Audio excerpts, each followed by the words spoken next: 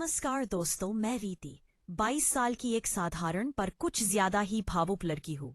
और आज जिस कहानी को मैं अपने दिल से निकालकर आपके सामने रख रही हूँ वो मेरे भाई के दोस्त के साथ मेरे भीतर धीरे धीरे पनपे उस एहसास की है जो पहले तो मुझे खुद समझ नहीं आया, और जब समझ आया तब तक वो एहसास मेरे पूरे दिल पर काबिज हो चुका था। मेरा नाम रीति है, मैं ग्रेजुएशन कर रही हूँ और अपने माता पिता और बड़े भाई राघव के साथ रहती हूँ। हमारे घर में माहौल हमेशा हल्का और घरेलू सा रहता है। मैं ज्यादा बाहर नहीं जाती, हमेशा पढ़ाई और घर के कामों में लगी रहती हूँ। लेकिन उस दिन मेरी जिंदगी में कुछ अलग ही घट गया जब भाई का दोस्त आरव पहली बार हमारे घर आया। आरव मेरे भाई का कॉलेज वाला करीबी दोस्त है।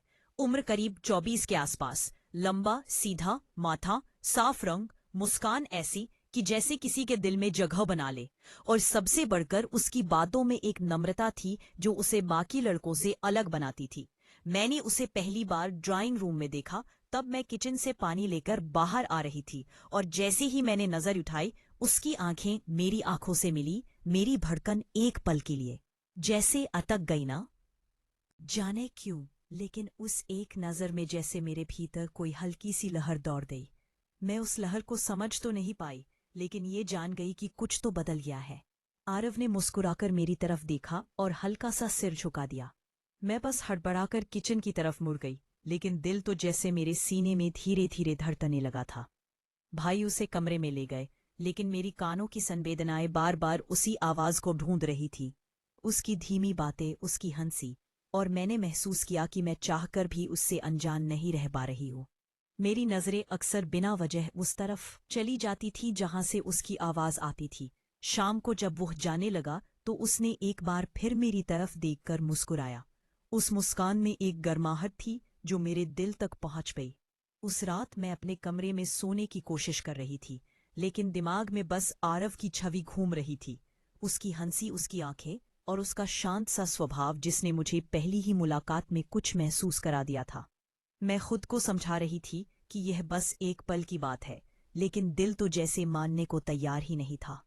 अगले ही दिन वह फिर घर आया, भाई के साथ उनके किसी प्रोजेक्ट पर। आम था, मैं चाहकर भी खुद को किचन तक सीमित नहीं रख पा रही थी, क्योंकि अब मेरी नजरें उसे ढूंढने लगी थी। और जैसे ही वह मेरी तरफ देखता मेरा दिल धड़क कर पास चलाता था। उस दिन शायद उसने भी मुझे ज्यादा गौर से देखा। मैं महसूस कर सकती थी उसकी आंखों की नरमी में एक खामोश सा आकर्षण था। जब मैं पानी लेकर उनके कमरे के पास पहुंची तो उसने दरवाजा खोलते ही कहा, आप परेशान मत हो, मैं ले लेता हूं। और उसने मेरी हथेली से गिलास लगभग छूते हुए लिया।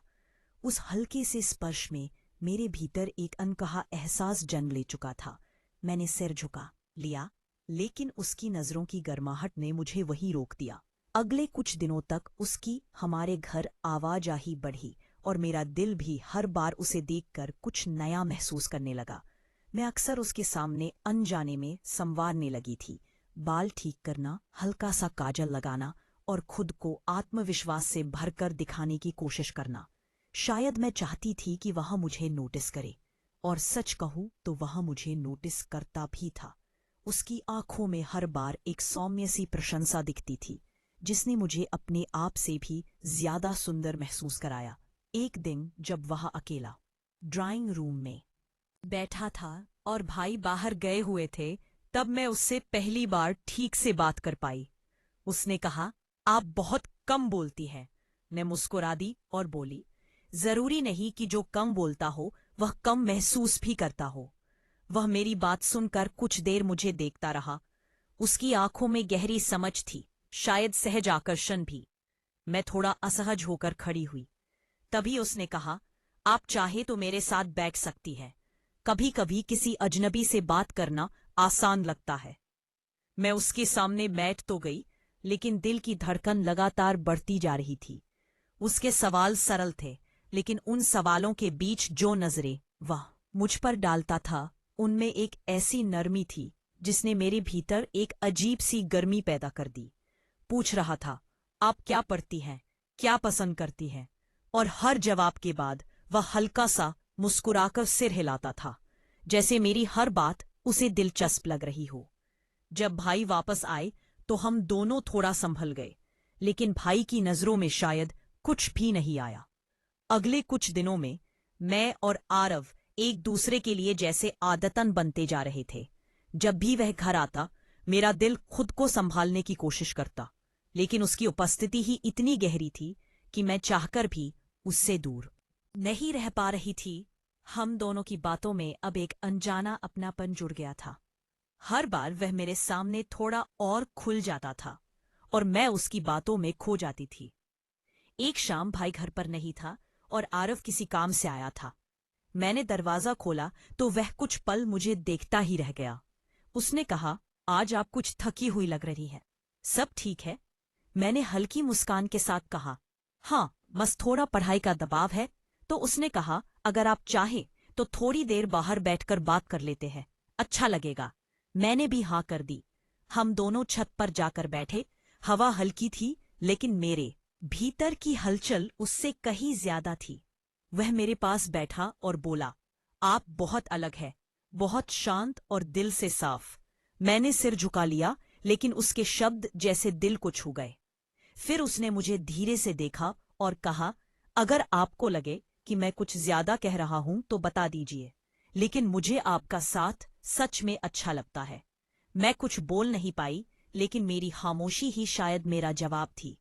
उसकी आंखें मेरे चेहरे पर टिकी थी और मेरे भीतर जैसे कोई सिकुड़ कर फिर हल्का सा फैल गया। मैं उसकी ओर देखने लगी और एक पल ऐसा आया जब दोनों की नजरें एक दूसरे में ठहर गईं। वह पल कुछ ज्यादा ही करीब का था। उसके चेहरे की गर्माहट, उसकी आंखों में दिखती चाहत और हमारे बीच की खामोश दूरी धीरे धीरे घटने लगी थी। मैंने देखा कि वह मेरे हाथों की ओर देख रहा है।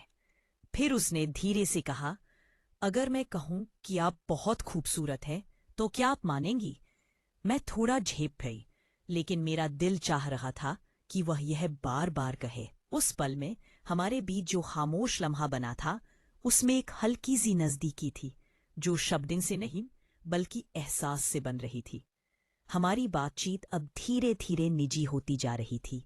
वह कभी मेरी हंसी को देखता तो कभी मेरी आंखों को, और मैं उसके हर छोटे भाव को महसूस कर पाती थी।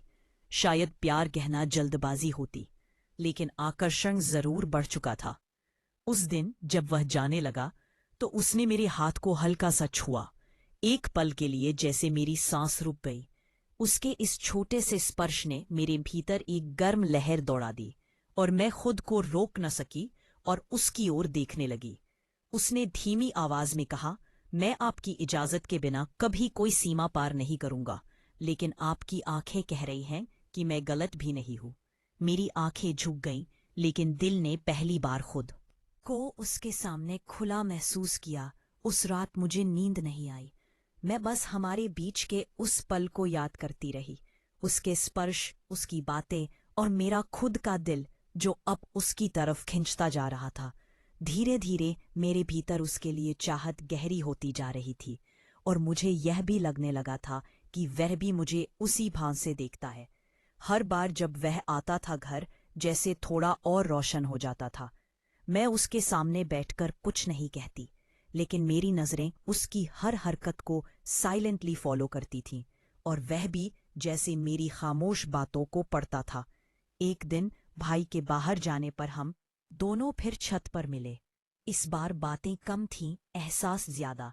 वह मुझे देखकर कुछ पल चुप रहा, फिर बोला, आप जानती हैं, आपके साथ होने से मेरे भीतर एक अजीब सी शांति आती है, जैसे किसी अपने के पास बैठा हूं।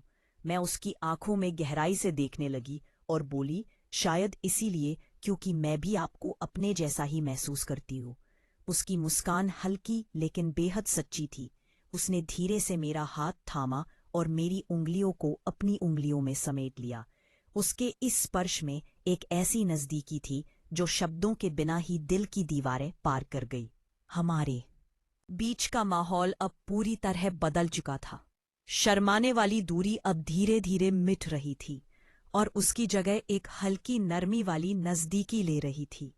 मैं उसके हाथों की गर्मी महसूस कर रही थी और वह मेरे चेहरे को निहार रहा था, जैसे मेरी हर बात उसके लिए मायने रखती हो।